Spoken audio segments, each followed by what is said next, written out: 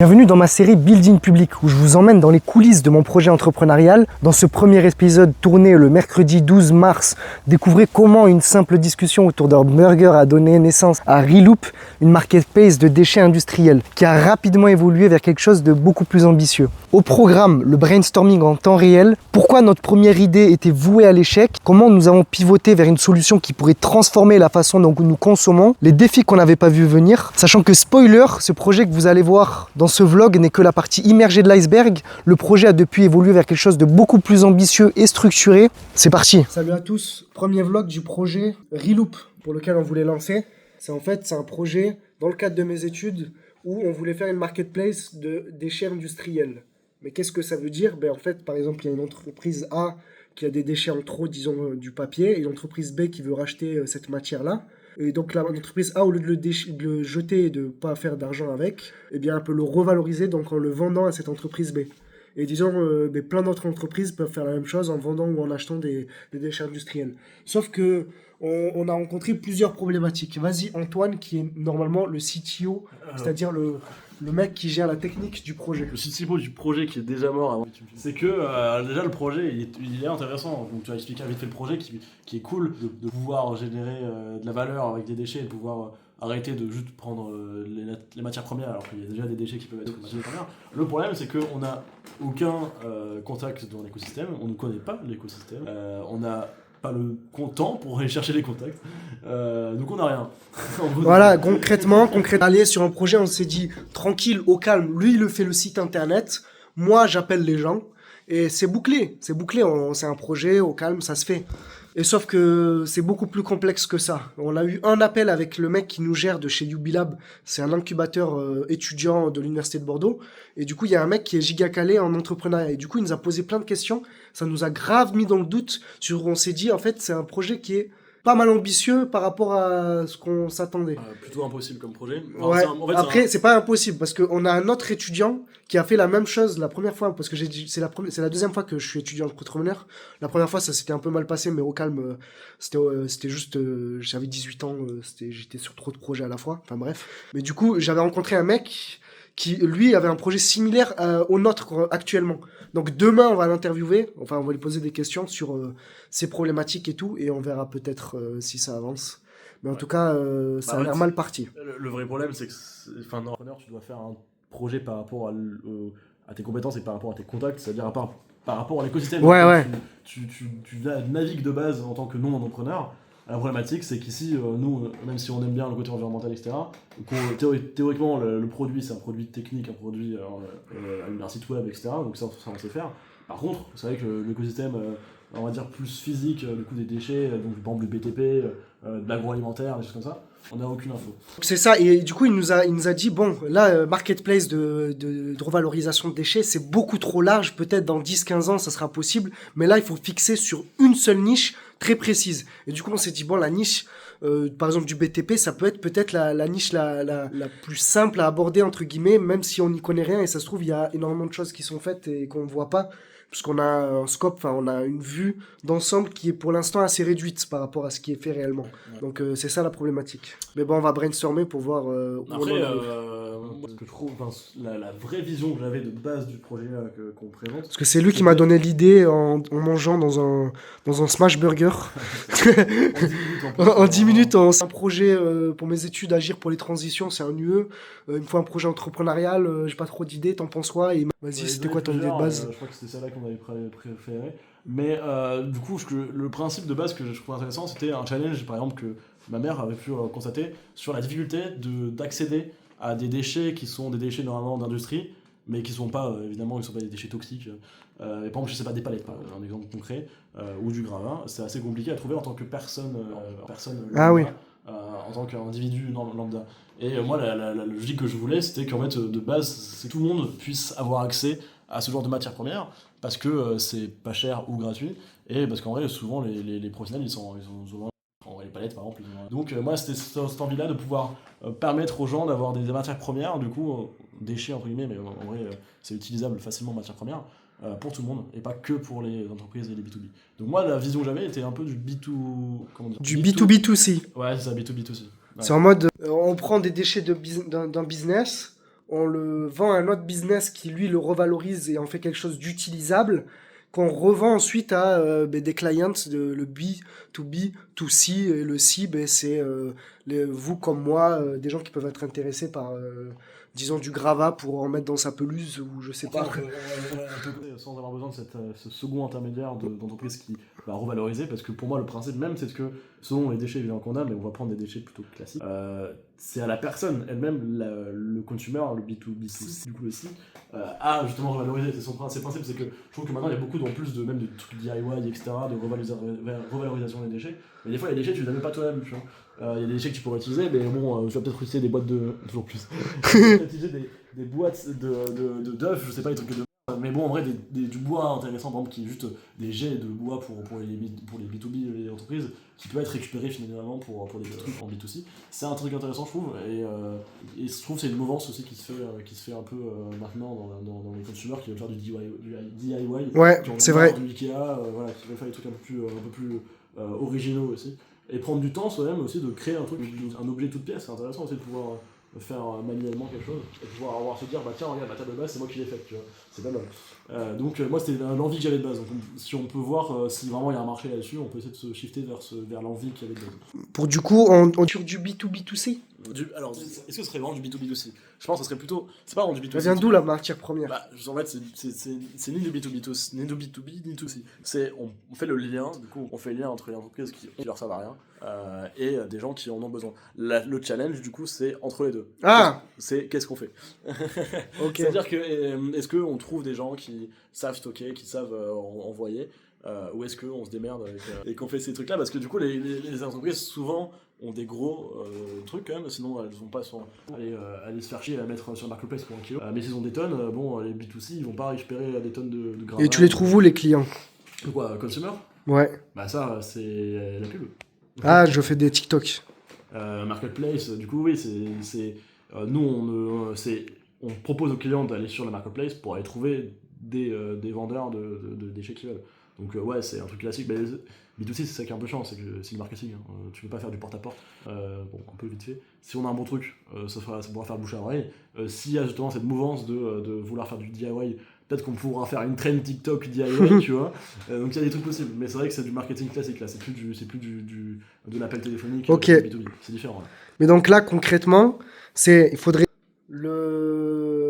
la matière première, trouver le mec qui la revalorise et trouver les clients. Non, revalorisation, c'est pas obligatoire. Les clients, on sait, ça c'est moi qui gère avec les TikTok. Pour moi, la revalorisation, c'est pas nécessaire. Pour moi, c'est le client qui revalorise, justement. Ah, donc là, il n'y a plus que deux intermédiaires. Ouais, c'est ça. Enfin, on est l'intermédiaire, mais il n'y a que deux ouais. Il y a okay, le mec qui a le déchet et le mec qui va l'utiliser. Et donc là, pour le coup, on cible plus les entreprises, mais les consumers, avec du DIY. Mais du coup, il faut être giga calé en DIY. Bah non, mais nous on fait pas de DIY, on s'en bat les couilles. Non, mais pour savoir les matières dont ont besoin les gens qui font du DIY. Bah là, tu vas justement chercher des consommateurs. Tu vas chercher là, parce que là, les contacts de gens qui peuvent utiliser des matières premières, genre tu peux trouver. Tu fais les groupes par semaine de ah, sur Facebook. Non, mais j'allais dire les trucs de. Comment ça s'appelle? Bon, j'ai oublié, j'ai pas réussi à faire ma vanne. Mais non, mais en vrai, je pense que là, du coup, c'est plus simple que d'aller chercher des vrais B2B. Là, en fait, le truc intéressant, c'est que de 1, du coup, les consumers classiques, tu peux les trouver parce qu'on est des gens normaux, donc on peut trouver ça. Alors, en tout cas, pour quelques dizaines. Et ensuite, les entreprises, le truc intéressant, c'est qu'en fait, tu peux aussi leur permettre d'avoir une visibilité. Parce que du coup, c'est l'entreprise, théoriquement, on pourrait très bien dire d'où viennent les déchets. Donc, par exemple, les gens pourraient avoir une meilleure image de l'entreprise parce qu'on dit ah bah tiens elle revalorise ses déchets et bien sûr on les fait payer pour ça, tu vois.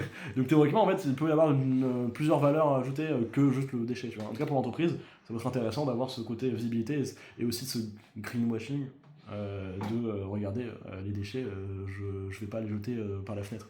Donc il y a un truc à faire. Ouais, vous en pensez quoi?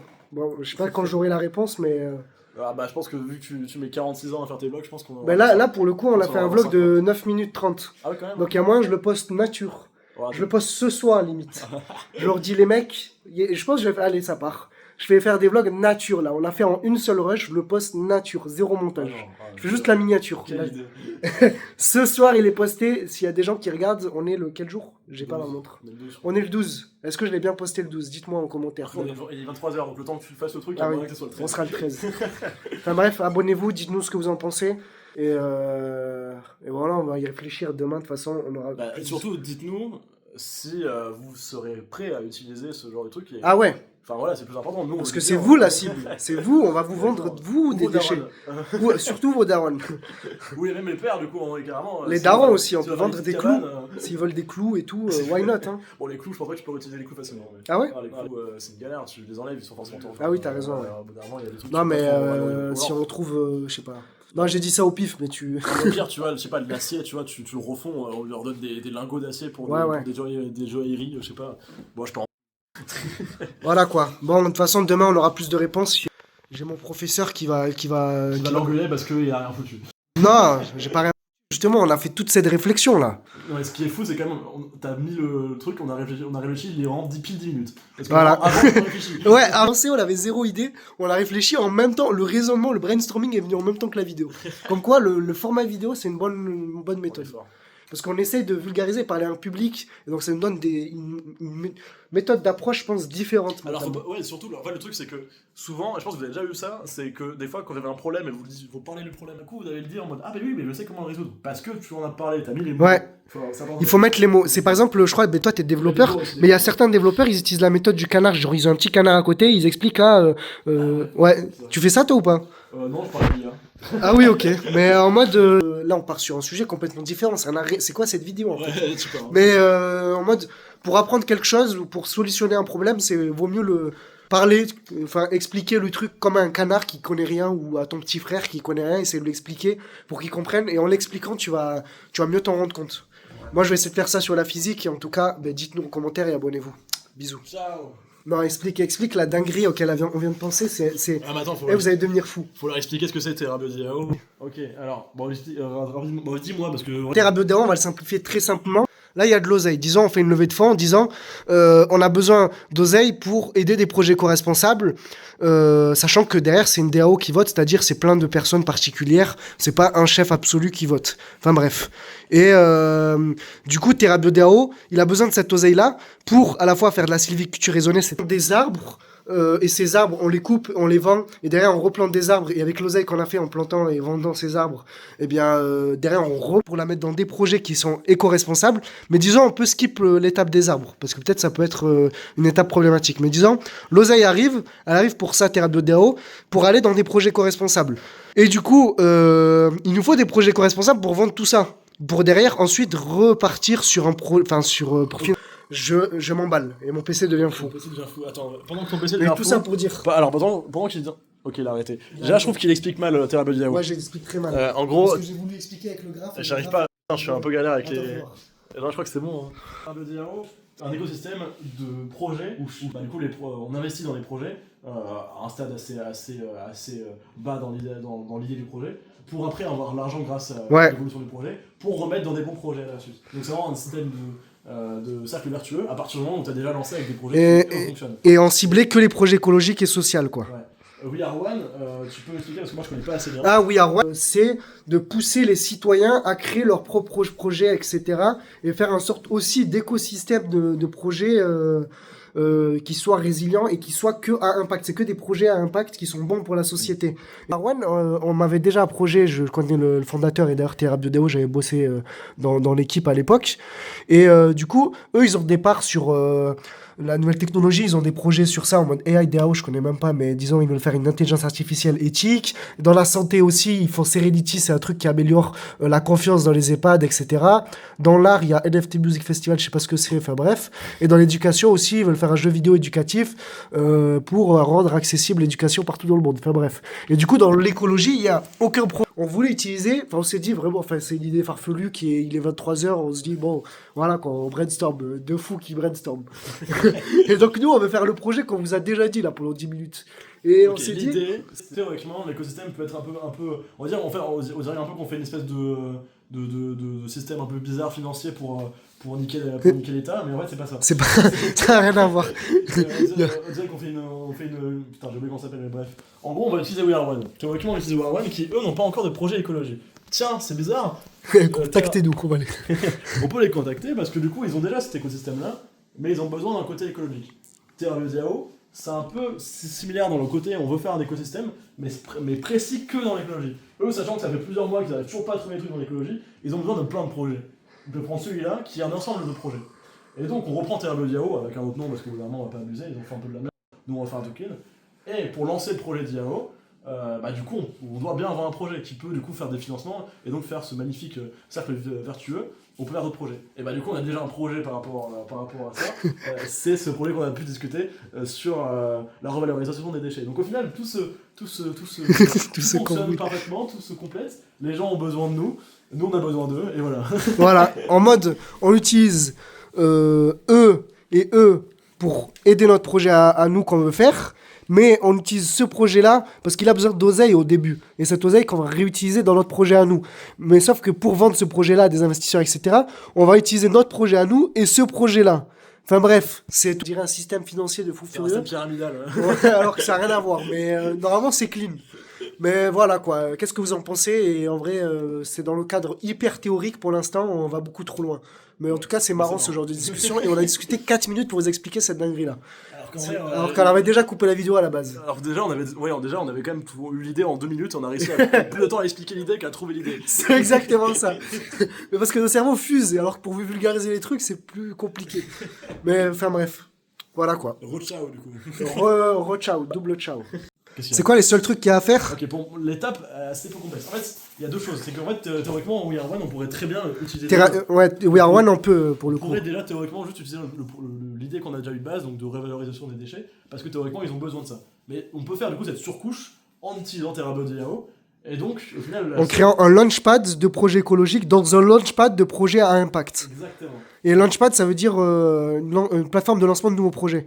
Et du coup, ouais, voilà. En fait, du coup, la complexité est assez petite parce qu'en fait, on peut commencer une surcouche où on propose à We Are One d'abord notre projet et ensuite, au fur et à mesure, on peut facilement ajouter TerraBio juridiquement avec un truc assez clean où du coup, on leur passe, nous, volontairement, par exemple, un pourcentage de l'entreprise à TerraBio pour pouvoir commencer la machine et pour pouvoir après avoir le financement. Évidemment, on aura peut-être des parts aussi en échange de TerraBio par rapport au fait qu'on a donné des parts de l'entreprise. Ça, on verra plus tard. Voilà quoi. En fait, théoriquement, c'est possible parce que du coup, on a de base un projet qu'on doit faire qui de base est un projet environnemental. Donc on a déjà toute la machine et on connaît déjà bien ce système-là qui peut s'enriquir au fur et à mesure. Donc vous n'avez pas besoin de tout lancer d'un coup et dire tiens, on va lancer TerraBio avec tout le système de token plus après notre projet. On peut commencer petit à petit et en vrai, c'est possible à faire. Tout peut se faire. Et en réunion sur The Arch, j'essaye de relancer The Arch qui est un média, on va dire maintenant, ça va être un média sur l'innovation. Mais spécialisé Web3 et on a beaucoup de contacts là-dedans, donc ça peut faire un truc quali, quoi. Après, là, on va loin. Là, on va très loin. Mais, ouais. On va loin, parce qu'avec The Arch, on peut avoir une plateforme d'acquisition de porteurs de projets qui pourraient être intéressés par TerraBio et aussi par We Are One. Donc, on a une plateforme d'acquisition qui, derrière, peut rentrer dans les plateformes de lancement de nouveaux projets. Mais là, voilà, mais on va très loin. Mais en vrai, c'est une belle idée, cette idée que je viens d'avoir avec The Arch, j'adore. Ça peut faire un vrai mouvement de projet impact et c'est ce que je voulais. C'est le but de notre futur, à nous deux. Bah, du futur de l'univers aussi, enfin de la planète Terre. Ah si ouais, de l'Aniakea. Si on fait pas des planètes... Ah, de l'art. Tu sais ce que c'est l'Aniakea? C'est le super amas de galaxies et c'est aussi le nom de mon super nouveau serveur Discord. Donc rejoignez-le, il est dans la description, venez discuter avec nous à propos de ce projet-là. On va discuter avec vous, ça va être trop intéressant. On a réussi à faire sa pub le matin. Je suis trop smart. Allez, bisous, abonnez-vous les refs. Et rejoignez le serveur surtout. C'est le premier lien dans la description. Dans le prochain épisode, vous découvrirez comment notre idée a encore évolué de la marketplace de déchets vers une solution de transparence qui pourrait changer votre façon de consommer. On se rend compte qu'on veut créer finalement le Yuka des produits non consommables. Cliquez sur la vidéo pour ne pas rater cette aventure entrepreneuriale.